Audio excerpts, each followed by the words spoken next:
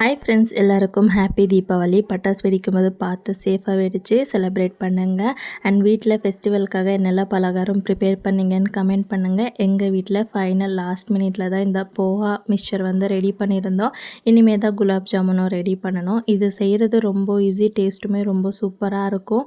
ரொம்ப ஆயிலில் deep fry பண்ணணுன்றலாம் ஒன்றுமே இல்லை. ஃபர்ஸ்ட் பேப்பர் அவல் எடுத்து நல்லா வானிலையில் போட்டு கிறிஸ்பி ஆகி வர வரைக்கும் ஃப்ரை பண்ணி எடுத்து தனியாக வச்சுக்கோங்க.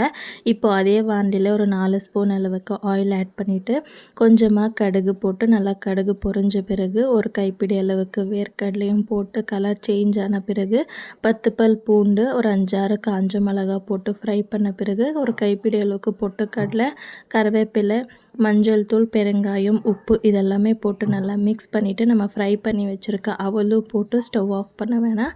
நல்லா எல்லா சைடும் மிக்ஸ் ஆகி வந்த பிறகு ஸ்டவ் ஆஃப் பண்ணிட்டிங்கன்னா நல்லா சூடாறின பிறகு கிறிஸ்பியாக சாப்பிட்றதுக்கு அவ்வளோ சூப்பராக இருக்கும். ட்ரை பண்ணி பாருங்கள்.